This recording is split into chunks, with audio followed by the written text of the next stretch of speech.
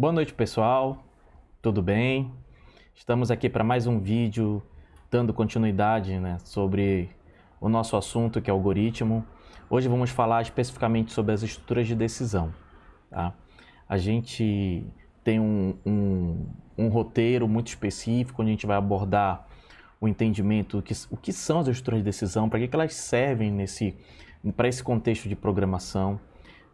As suas características mais específicas, estruturalmente falando, que a estrutura de decisão simples, composta. Depois a gente vai falar um pouquinho sobre os critérios de encadeamento, e resolver alguns problemas para a gente pegar um pouco da prática do entendimento de aplicação dessas estruturas, ok? Então vamos lá. Então, como eu falei para vocês, a ideia desse material, dessa aula, é a gente falar um pouquinho sobre essas estruturas, na sua sintaxe ou estrutura simples, e na sua estrutura composta, encadeamento e a prática de sugestões de exercício para que vocês possam, de fato, praticar e fixar o funcionamento de cada estrutura dessa. Mas assim, quando a gente pensa em estruturas de seleção ou estruturas de decisão, a gente tem que pensar no seguinte: toda vez que no meu programa eu quero realizar um teste baseado em uma condição, normalmente essa condição ela tem na sua composição um dado, por exemplo, fornecido pelo usuário, ela tem um dado, por exemplo, fornecido por um sensor, ou ela tem até mesmo um resultado que foi processado no código-fonte de vocês, por exemplo, a validação de um determinado resultado a partir de um processamento do código de vocês. Então, esses testes, eles podem ser ratificados a partir dessa estrutura. Tá? A estrutura de decisão ela tem um comportamento bem específico. A partir de uma condição que nós vamos construir, uma condição com operadores relacionais, com operadores inclusive aritméticos, mas com a dominância de operadores relacionais, com conectores lógicos, a partir daí a gente pode ter somente dois caminhos, ou alguns autores chamam dois desvios. O primeiro deles é quando esse resultado dessa condição ou desse conjunto de condições der verdadeiro, e outro é quando der falso. Tá? Nunca vai poder acontecer os dois resultados ao mesmo tempo. Sempre o teste condicional, a partir da estrutura de decisão ou seleção, sempre vai dar apenas um único resultado. E dependendo do resultado, o nosso algoritmo ou o nosso programa pode seguir um caminho. Eu coloquei aqui um exemplo bem prático aqui, ó. Então, por exemplo, eu tenho um processo que é comprar um completo ali no RUzinho, por exemplo, ok? Aí eu chego lá e eu tenho que tomar uma decisão, E eu verifico, por exemplo, tem suco de maracujá? Se tiver, beleza, Então, se tiver essa resposta verdadeira, então, para mim vai ser muito beleza. Agora, se não tiver, atento, só uma correção aqui, pessoal, que é o não, tá? Se não tiver, vai ser bad. Então, assim, sempre eu vou ter duas possibilidades, podendo só ser executada uma a cada momento de processamento. Por que a cada momento? Porque esse trecho de código eu posso repetir depois, para fazer, por exemplo, um outro teste. Lá na frente a gente vai aprender técnicas de modularização de código, então posso deixar esse teste dentro de uma modularização, onde quando for necessário eu fazer esse teste, eu posso chamar essa modularização e ela realizar o teste para mim. Okay? Então sempre eu vou estar me preocupando aqui em testar elementos do meu código-fonte. Tá? Isso eu não estou falando de teste de software. Tá? Não estou falando de um ponto onde eu estou testando o meu software em si, a sua composição, suas exceções, suas falhas. Não estou falando disso. Eu estou falando do conteúdo daquilo que é fornecido para o programa processar. Tá? Então é a partir daqui que a gente realiza de fato os testes. Okay?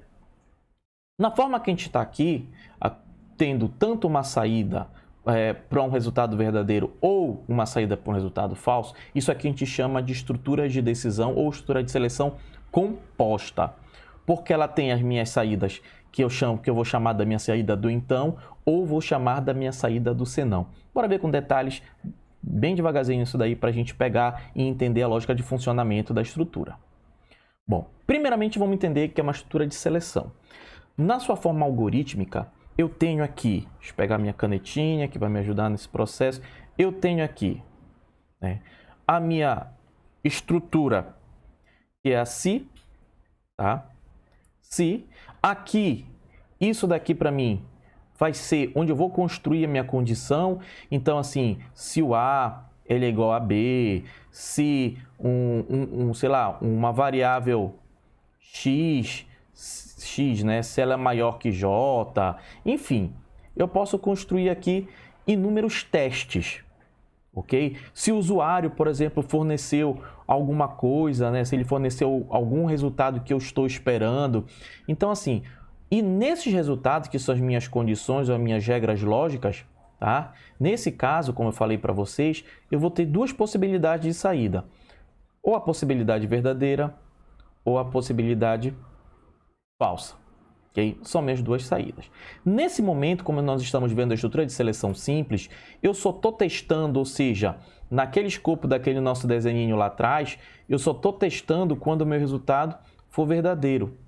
Tá? Então, ou seja, só vai executar alguma coisa, um desvio, quando o meu resultado for verdadeiro. Então, nesse caso, dada a condição que eu tiver aqui, se isso for verdadeiro, então, o que é que vai acontecer? O código ele vai executar tudo que estiver dentro do meu comando então. O então só vai ser executado se esta condição me der como resultado verdadeiro. Ok? Então, vamos lá. Vamos para frente. Aqui eu tenho um exemplo para a gente entender melhor essa questão da utilização da estrutura de seleção simples. Elabore um algoritmo paralelo a um determinado valor, então vou ter que pegar aqui e fazer a leitura de um valor, tá? E o valor vai ser do tipo inteiro. E se ele for menor do que 10, somente se ele for menor do que 10, tá? Então a gente tem aqui, ó, menor do que 10, mostre o valor digitado.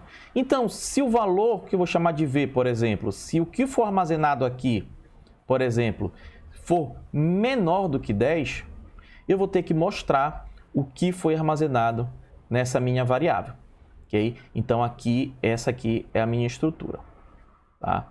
Bom, aí eu posso pensar assim, eu posso começar a rabiscar antes de tratar. Beleza, então, como é que eu construo o meu teste? Eu sei que eu vou usar uma única variável, ok? Eu posso chamar de valor, ou posso chamar de V, enfim. Eu vou usar uma única variável. Essa variável ela vai receber uma informação do meu usuário, então já rabiscando. Então, provavelmente aqui, já que é o usuário que vai passar para mim, eu vou usar aqui o comando leia. Tá? Então, o que o usuário armazenar lá, passar, vai ser armazenado nessa variável. Okay? E eu vou testar se esse valor, ou seja, a construção da minha regra, se esse valor for menor do que 10, ó, menor do que 10, então menor do que 10, se isso aqui for verdadeiro, eu tenho que mostrar o que o usuário digitou. Então, isso aqui eu tenho que usar com certeza o comando imprimir. Tá? Então, imprimir de quem? De um valor. Então, é assim que eu vou construindo, entendendo um pouco da lógica. Eu sei que eu tenho que ler, né, o valor de alguém, eu tenho que testar esse valor e depois, se isso aqui for verdadeiro, ele vai imprimir o valor para mim. Se não for, não vai acontecer nada. O código segue normalmente. Ok? Então, vamos lá. Como é que está isso? Como é que está resolvido? Está bem aqui, ó. Eu tenho um algoritmo menor, declarei uma variável que eu chamei aqui de variável n, tá declarada, do tipo inteiro. Aqui o usuário, por exemplo, o que é que ele vai fazer? Aqui o usuário, ele vai fornecer o valor para mim. Ele poderia ter um imprimir aqui, imprimir. Poderia ser assim, ó. Digite um valor inteiro. Tá? Vou abreviar aqui por causa do espaço. Poderia ter isso daqui. Por que deveria ter isso daqui? Para poder a gente orientar o usuário no que ele deve preencher, já que a gente está vendo isso, né? Nós somos os programadores, nós sabemos o que o código deve fazer. O usuário não sabe o que o código deve fazer, por isso que tem que ter isso antes. E quando aparecer essa informação na janelinha lá do meu usuário, né? Que vai ser digite, vai aparecer isso aqui, né? Digite, né? Vai aparecer aqui na telinha do meu usuário. O cursor vai ficar esperando o usuário digitar uma informação. Okay? E o que o usuário digitar e apertar o Enter, quando o usuário apertar o Enter, o que é que vai acontecer? Aquele valor vai ser armazenado na variável N. Bem aqui na variável N. Beleza. Aí eu tenho aqui o meu teste, ó, o se... posso usar entre parênteses aqui? Posso usar entre parênteses aqui. Se o N, que é o valor que o usuário, né, armazenou na variável, for menor do que 10, que é o critério que foi definido para a gente lá na estrutura, se isso for menor do que 10, então o que é que vai acontecer? Ele vai usar o comando escreva, como eu falei para vocês na aula passada, tem escreva, a gente pode usar o imprimir, né? Escrever também, né? Escrever, não tem problema, tá? Essas três palavrinhas, elas acabam tendo o mesmo sentido. Então, escreva, aí vai aparecer para o usuário isso daqui, ó. Um número digitado, foi, e vai aparecer aqui, ó. Quase sumiu na minha telinha, ó. Foi N. Então, se o usuário vai lá e digita, digamos, 9, então, aí armazenou aqui, 9 é menor do que 10? É menor do que 10, então o resultado é verdadeiro, tá? Aí vai escrever, o número digitado foi 9. Se o usuário vai lá e digita 6, de novo, se eu rodar meu código, né, vai armazenar 6, vai testar 6 é menor do que 10, né, e vai aparecer. Se o usuário digitar, por exemplo, 20, o que é que vai acontecer? 20 é menor do que 10? Não, 20 não é menor do que 10. Significa que o meu resultado vai dar o quê? Falso. Como aqui eu só preparei o então, lembrem, o então só executa se o resultado for verdadeiro. Se o resultado for falso, o que é que vai acontecer? Ele vai pular essa linha do então e vai passar para a próxima linha de código. Como não tem mais nada, somente o fim, então o meu programa ele acaba. Tá? Se o usuário digitar 10, o que é que vai acontecer? 10 é menor do que 10? Não, não é menor do que 10. Então vai dar de novo o quê? Falso. Aí vai pular de novo, como eu não tenho mais nenhum código fonte, então vai aparecer aqui para mim o fim. Ok? Entenda um ponto. Os comandos que estão dentro dessas instruções aqui, então, daqui a pouco a gente vai ver a próxima, que é a senão, eles só vão ser executados a partir do resultado dessa condição. Tá? Somente a partir do resultado dessa condição. Se não for realizado nenhum teste, elas não vão ser executadas. Tá? E claro, sempre tem que ter um resultado. Se eu estou tratando de uma operação lógica e nesse momento não sair nenhum resultado, então estou trabalhando com uma inconsistência e eu tenho que rever a minha regra lógica. É importante a gente sempre tomar cuidado no momento da construção das regras lógicas e lembrar de tudo que a gente viu nas aulas passadas. Operadores relacionais, operadores... mas se der um 9, pessoal, o resultado só pode ser booleano. Se der um 9, a sua regra está errada. Tá? O 9 não é uma resposta booleana, ok? Então tem que tomar muito cuidado no momento que a gente estiver programando isso daqui. Vamos para o próximo. Aí eu tenho aqui, quantos comandos eu posso ter dentro do então? Pessoal, eu posso ter inúmeros comandos. Tá? Ali eu só coloquei um, deixa eu voltar lá. Ó, aqui só tem um comando, então tá direto aqui sem problema nenhum. Mas eu posso ter vários de um comando. Eu poderia ter, por exemplo, dada aquela condição lá, eu poderia ter o imprimir aqui...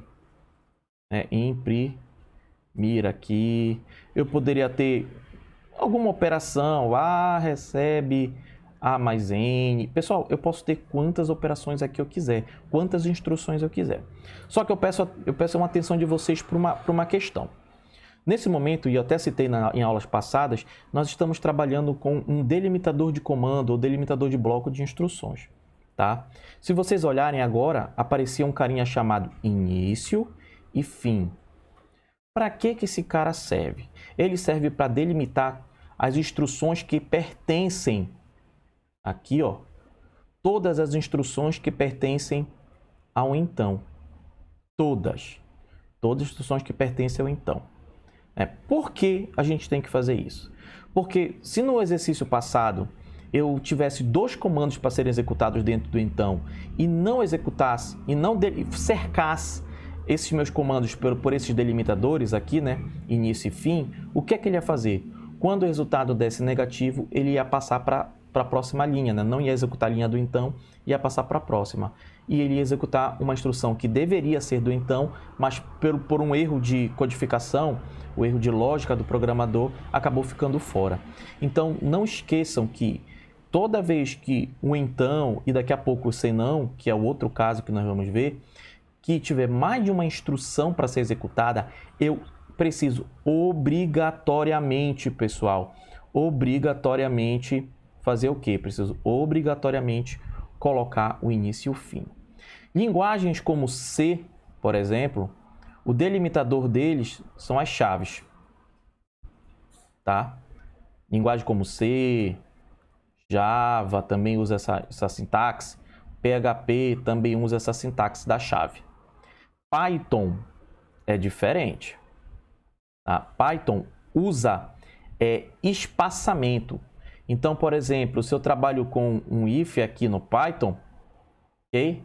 E se eu venho aqui depois trabalhar com os argumentos resultantes do if, eu não posso colocar aqui na mesma coluna, eu tenho que dar um recuo. E eu escrevo essa instrução aqui, essa aqui, essa aqui. Então, só o fato delas estarem na mesma linha e não na linha principal aqui do recuo, ele já entende que isso aqui é um então. Ah, e vai o senão. Ah, e o senão é de novo. Ó. Daqui a pouco a gente vai ver o senão e vai acontecer a mesma situação. Eu tenho que fazer um recuo quando eu tiver mais de uma linha. Isso é muito importante, dependendo da linguagem de programação, a gente conhecer esses delimitadores. Né? A falta ou o esquecimento de utilizar esses caras aqui, eles podem gerar um erro gigantesco no código de vocês. Então, muito cuidado com isso daí, certo? Então, vamos aqui para frente. Ó, então, aqui o código foi incrementado, tá? É a mesma lógica, ele foi incrementado. Só que agora tem o quê? Tem mais de um comando. Antigamente só tinha um comando, agora tem 2 comandos. Né? Aí tem uma indentação para ficar bonitinho, visualmente, né, organizado, onde o programador, quem for dar manutenção no código, consegue ter uma noção de hierarquia. Aí começa a ter a questão da hierarquia. Então percebam o seguinte, né? Dentro do então, eu tenho aqui ó, o início e eu tenho aqui o fim. Tá? Então estou delimitando quais são os comandos, por exemplo, que estão aqui dentro. Ó. Então, além de escrever o valor que foi digitado pelo usuário, ele também complementa com um outro comando. O número foi, por exemplo, o usuário digitou 9. Okay? Então, ele testou 9 menor do que 10, vai aparecer o número foi 9 e menor do que 10. Okay? Então, assim, toda vez que houver a necessidade de mais de um comando, eu tenho que usar o delimitador e eu tenho que saber qual é o delimitador da linguagem que eu estou programando. Em algoritmo, sempre vai ser o início e o fim. Então, muito cuidado no momento que vocês estiverem fazendo o exercício de vocês, ok? A gente tem aqui, ó, faça um algoritmo para ler 4 notas de um aluno. Pô, essa aqui a gente já fez, né? Mas olha lá, 4 notas. Então, provavelmente eu vou ter 4 variáveis. Vou chutar aqui N1, N2, que eu tenho que ler, né? N3 e N4. Isso aqui tudo, por exemplo, vai estar dentro do comando leia. Porque eu sei que é o usuário agora que me fornece, eu não preciso mais colocar diretamente os valores nas variáveis, o usuário me fornece, eu armazeno isso daí. E mostre a média. Então, eu sei que eu vou ter que calcular uma média aqui dessas variáveis. E eu sei que a média, dado, né, que a gente já brincou bastante com isso, vai ser o quê? Vai ser a soma dessas notas, entre parênteses, né? Isso aqui o quê? Isso aqui... Olha, gente, brincadeira, viu? Então, eu tenho aqui a média, né? E eu sei que essa soma, eu vou fazer o quê? Eu vou pegar isso daqui, ó, e vou dividir pela sua quantidade. Eu vou dividir por 4. Então, essa aqui é a minha média, ok? Bom, só que não é somente isso, ler e calcular a média. Percebam que existe ainda dentro da minha estrutura, do meu problema, eu tenho um teste para realizar. Então, vamos lá. E mostre a média se ela for superior a 5 pontos. Ou seja, além de calcular, eu só vou poder mostrar essa média se ela for superior a 5. Né? E eu tenho que mostrar também quem? As notas. Então, além da média, eu tenho que mostrar todos esses carinhas aqui. Ó. E as notas, né? Note que a nota máxima por bimestre é de 10 pontos. 4 avaliações, né? 4 bimestres. Então, o cara tem que orientar o usuário que ele não pode colocar 11, 12, né? Então, sempre trabalhar com 10. Tá? Por enquanto, a gente não vai fazer teste para realmente saber se a pessoa descreveu 10 e tal. Isso aí a gente resolveria melhor com modularização. Ok? Bom, vamos lá. Então, como é que a gente vai fazer isso daqui? Aqui eu tenho a resolução, né? Então, a mesma coisa, ó, foi definido 4 variáveis, N1, N2, N3, N4, e eu tenho a média, todas do tipo real, ok? Aqui eu vou ler. Aqui poderia ter de novo aquele texto, agora vamos lá, né? Vamos brincar aqui, que agora eu tenho que ter aquele texto dizendo, né? Digite, né? As suas 4 notas, por exemplo. Tá? fecho aspas e ponto e vírgula. Tá? Então o usuário vai ler essa mensagem, eu poderia deixar outra mensagem, outro imprimir aqui dizendo, ó, só serão consideradas válidas notas, né, com valores menores ou iguais a 10, por exemplo, para orientar o usuário que ele não deve colocar nenhum valor acima de 10. Bom, então aqui a gente vai ter o quê? Aqui a gente vai ter a leitura das notas, depois a gente vai fazer exatamente aquele cálculo, opa, parêntese, ó, importante, porque senão ele vai dividir o N4 e somar com o resto, né? Beleza? E aí? Aqui começa o meu teste. Se, né, padrão, posso usar parênteses aqui? Pode, não tem problema usar um parênteses aqui. Não tem problema nenhum, tá? Se média, que é essa média aqui, se ela for maior do que 5, lembrando, só mostrar médias notas se for realmente maior, né, superior a 5 pontos. Aí o que é que vai acontecer? Se isso aqui for verdade, né, se esse resultado aqui for verdadeiro, o que é que vai acontecer? Vai aparecer para o usuário a média é e o valor que o usuário digitou. Se ele foi lá e digitou para as notas, respectivamente, 7, 6, 8 e 7. Olhando aqui rapidamente, eu sei que a minha média vai ser quanto? A minha média vai ser 7. Então, 7 é maior do que 5? Realmente, 7 é maior do que 5, então vai aparecer. A média é 7. E as notas foram, aí vai aparecer 7, 6, 8 e 7, tá? Acabou vindo para cá. Ok? Ah, olha lá, de novo, ó, delimitador de bloco, né? Por quê? Porque eu tenho 2 comandos. E se eu tivesse mais? Mesma coisa. É a partir de uma linha de instrução, eu tenho que usar o delimitador de bloco. E aqui eu tenho a resolução. A gente só está trabalhando com instruções, né, do então, quando a minha estrutura, a partir de uma regra lógica, me dá como resultado verdadeiro. Se ela não me der resultado como verdadeiro, o que é que vai acontecer se o resultado fosse falso? Automaticamente sairia daqui e pularia por uma linha depois do fim, tá? Depois do fim tem quem? Tem um outro fim, que é a finalização do meu programa. Então, aí eu teria o fechamento. E se eu tivesse uma outra instrução aí, a instrução aí tipo imprima, e apareceu imprima, né? Alguma coisa nesse sentido, tá? Então, assim, toda vez que o resultado der falso, ele pula todas as instruções do então, ok? Só que agora a gente vai ver um carinha que é o senão, tá? O senão, ele vai ser o cara que toda vez que o meu resultado da minha regra lógica der falso, ele vai ser executado. Antes eu só trabalhava com verdadeiro, né? Se o resultado dessa minha condição desse verdadeiro, então seria executado todos os comandos do então. Só que, lembrem, eu posso ter dois resultados aqui, ou vai ser verdadeiro ou vai ser falso. E nesse caso aqui, se o resultado for falso, ele vai executar o senão. As mesmas regras funcionam aqui. Delimitador, né? Se for só apenas uma instrução, eu não preciso de delimitador, né? E tomar muito cuidado com a linguagem de programação, como ela especifica direito isso. Mas como a gente está em algoritmo, a gente vai usar essa regra, tá? A partir de um comando, 2, 3 ou mais, usar o delimitador, início e o fim. Ou seja, vai ter o início e o fim do então e pode ter o início e fim do senão. Okay? E assim, a regra ela é muito simples da estrutura de decisão. A partir de um teste lógico, eu tenho duas saídas possíveis, uma de cada vez, tá? E por execução, claro. Então, naquele momento ela pode ser verdadeiro, que vai executar o então, ou naquele momento ela pode ser falso, que vai executar o senão. Então vamos para cá. Cria um algoritmo para ler um determinado número, então vou ler um número qualquer, e se ele for maior, aí eu já começo a catar minhas regras. Se ele for maior, né, que 50, o que é que eu vou fazer? Eu vou subtrair de 10. Então, o número que eu for ler, se ele for menor... Ah, não, desculpa, ele é maior do que 50. Se ele for maior do que 50, eu vou subtrair aquele número de 10. Então, se o usuário, por exemplo, digitar 100...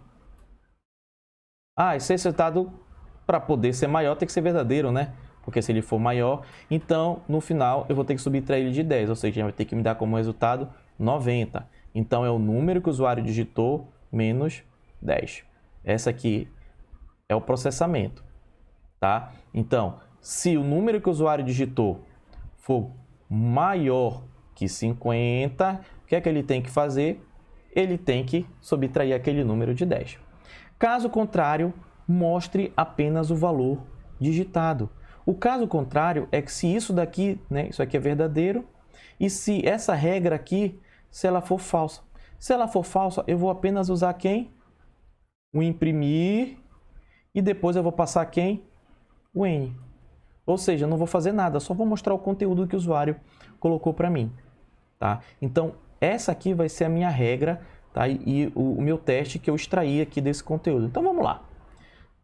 Bom, de novo aqui, né? Deveria ter aqui agora, né? Vamos começar a insistir nessas coisas, imprimir. Pode colocar aqui. Digite um número inteiro, tá? Aí o usuário vai saber o que ele tem que digitar. Aí o que o usuário digitar, eu vou ler nessa variável n. Vou testar o n bem aqui, ó. O n vai ser testado. Se o n for maior do que 50, o que eu vou fazer? Eu vou usar a mesma variável, né? Então, aqui dentro vai estar o que o usuário digitou e vai subtrair de 10 e vai sobrescrever o conteúdo. Lembrem, eu vou executar essa primeira parte e o que tiver aqui atrás da atribuição vai ser o quê? Vai ser sobrescrito pelo valor que gerar aqui. Então, aqui, ó, se o cara digitou, por exemplo, usando o mesmo raciocínio anterior, 100, né? Então, 100 é maior que 50? É. Lembrando, então só executa quando a instrução for verdadeira. Se a instrução for falsa, ele não executa. Então, eu vou chegar bem aqui e vai ser o quê? 100 menos 10, que agora vai me dar aqui o 90. Aí, então, aqui dentro, você sobrescrever o valor, não vai ter mais 100. Vai ter agora o quê? Vai ter agora o 90. Okay? E para o usuário vai aparecer isso daqui. Ó, o resultado é... Aí vai aparecer 90. Aí o usuário engraçadinho quer fazer um teste. Vai lá, digita 30, executa de novo esse código. E ele vai lá e coloca o 30 lá para a gente, né? Ou pode colocar o 33. Isso aqui é só para quem conhece, né? Pode usar, por exemplo, o 33. Aí o que vai acontecer? 33 é maior que 50? Não, não é maior que 50. Se ele não é maior do que 50, o meu resultado é falso. Lembrando, quem é que executa o falso? Ó, o senão. Percebam uma diferença aqui, ó.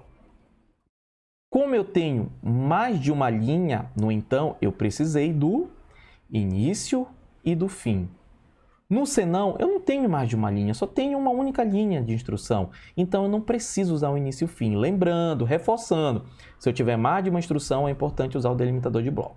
Bom, então, conforme estava no contexto lá atrás do problema, se o resultado, caso contrário, o resultado não fosse maior que 50, eu só tinha que mostrar o valor que o usuário digitou. Então, bem aqui, ó, vai mostrar, ó, o resultado é, e vai aparecer na tela do usuário, por exemplo, o 33. Tá? É isso daqui que a gente acaba trabalhando com a estrutura então, senão. Um ponto aqui que eu quero ressaltar. Toda a estrutura de seleção, né, é conhecida como se, então, tá? Ou se, então, senão, tá? Nunca, pessoal, pelo amor de Deus, nunca vai existir isso daqui. Se, senão. Essa estrutura aqui não existe, tá? Eu posso trabalhar apenas com o teste verdadeiro ou posso trabalhar com o teste verdadeiro e o teste falso, verdadeiro e o falso. Nunca eu vou poder trabalhar com o teste somente falso, tá? Nunca, isso aqui não existe. Então, se vocês viram alguma vez isso daqui, não existe, e eu não conheço linguagem de programação que só implemente o se, senão. Tá? Eu não conheço, eu desconheço, na verdade, esse tipo de linguagem de programação. Então, toda vez que forem trabalhar, vocês vão avaliar a necessidade, e tem que avaliar a necessidade de usar a estrutura completa, se eu preciso realmente usar o se, então, senão, ou se eu preciso usar somente o se, então. Aí é uma questão de avaliar o problema, ler o contexto, entender e conhecer o problema para poder começar a codificar da forma correta.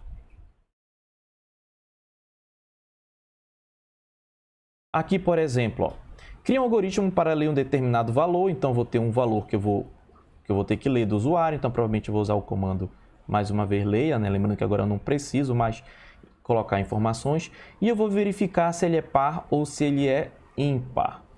Se ele é ímpar, tá? E eu já expliquei isso daqui. Vamos usar quem? Vamos ter que utilizar, ó, um mod. Lembrando lá, né? Até brinquei na aula, ó, 4 dividido por 2, 2, e o resto é 0. Olha o 5. 5 dividido por 2, 2, e o resto é 1. Né? Então, o mod, ele traz para mim esse resto aqui, tá? E se eu pegar outros números, por exemplo, 7 dividido por 2, 3, para 7, 1. Né? Se eu pegasse, por exemplo, 8, 8 dividido por 2, 4, para 8, 0. Tá? Então, toda vez que o número for par, quando dividido por 2, o resto sempre vai ser 0. E toda vez que o número for ímpar, o resto vai ser 1 quando dividido por 2.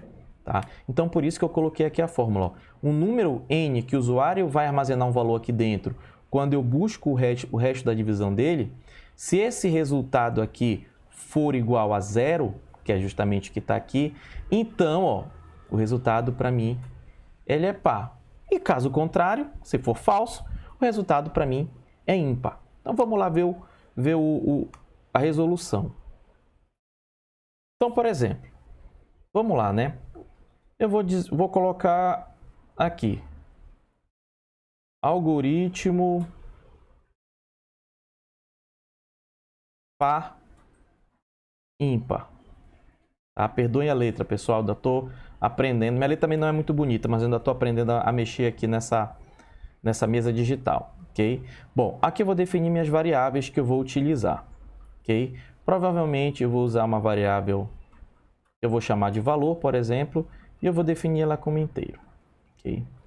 Inteiro. Ponto e vírgula. Não sei se vou usar alguma outra variável. Caso seja necessário, depois eu posso fazer uma correção aqui, tá? Então, vou iniciar o meu programa e vou pedir para o usuário digitar um valor. Então, vou lá, eu vou colocar aqui, imprimir, ok? Digite um valor, ok?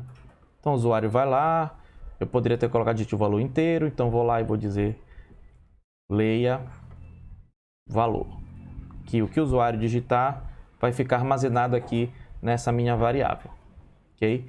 Bom, depois que eu li o valor, o que é que eu tenho que fazer? Eu tenho que testar esse valor, exatamente a regra que nós conversamos agora há pouco, né? Então, se o valor, que foi o valor que o usuário digitou, mod 2, opa, ajeitar o 2, se esse valor for igual a 0, então, tá, eu posso dizer imprimir o valor, tá, é par. Se o resultado for verdadeiro, vai imprimir o valor é par. Agora, se esse resultado não for verdadeiro, de cara eu já sei. Se não imprimir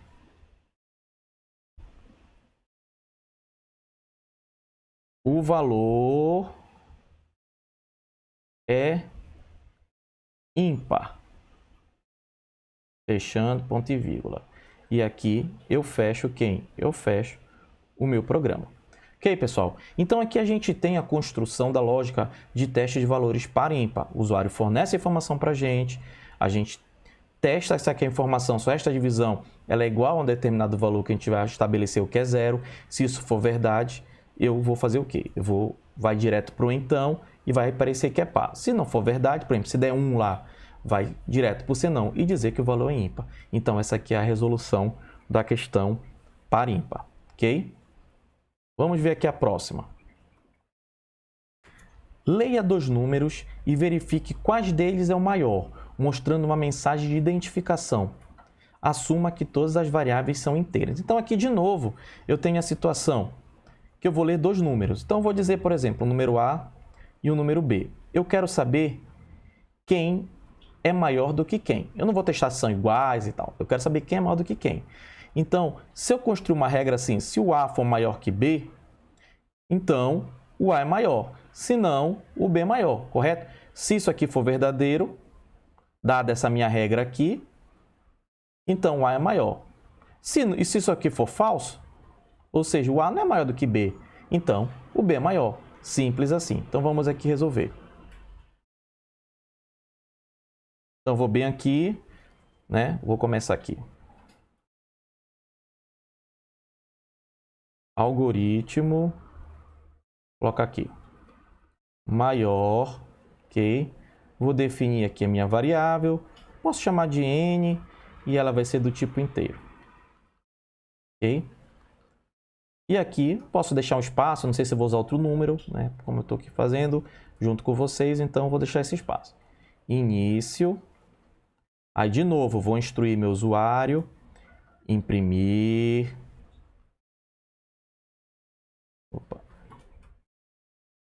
digite um número, ok? E depois eu venho aqui, leia n. O que o usuário digitar vai ficar aqui no n, correto? Também aqui vai ficar definido. Bom, o usuário vai chegar, vai ler a minha mensagem, vai digitar lá, apertar o Enter. Aí agora a gente tem que testar. E a gente já definiu lá atrás a regra. Então, Advar, mas e o segundo número? Eu preciso do segundo número. Eu vou testar esse número com quem se eu tiver só um número? Então, eu preciso de um segundo. Eu vou colocar aqui, por exemplo, um K. O K também do tipo inteiro. Ó, não ia dar certo se fizesse só com N, que eu não teria com quem testar. Aí eu vou pedir de novo. Imprimir.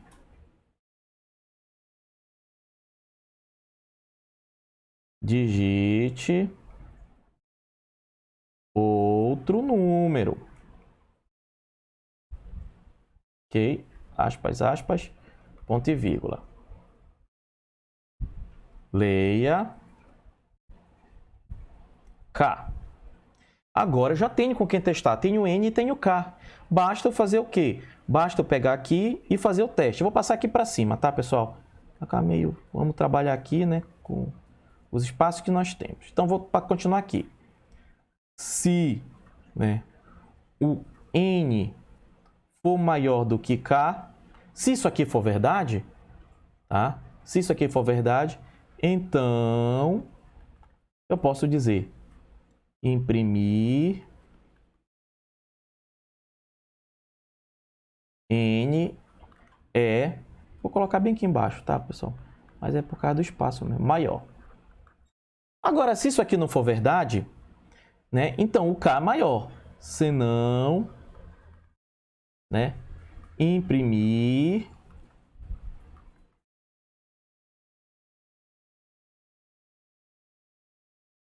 K é maior. E aqui encerro o meu programa, ok? Então, essas aqui são as possíveis, né, testes. Então, sempre eu tenho que lembrar se há necessidade de usar o se então, se não, se eu posso usar somente o se então, lembrar da questão da construção das minhas regras. Daqui a pouco a gente vai entrar em problemas mais complexos, onde eu posso utilizar estruturas de encadeamento ou posso utilizar conectores lógicos para simplificar mais o meu código-fonte. Então, daqui a pouco a gente vai aperfeiçoando isso. Ok, pessoal? A gente encerra aqui essa outra parte da nossa aula de algoritmos e até a próxima.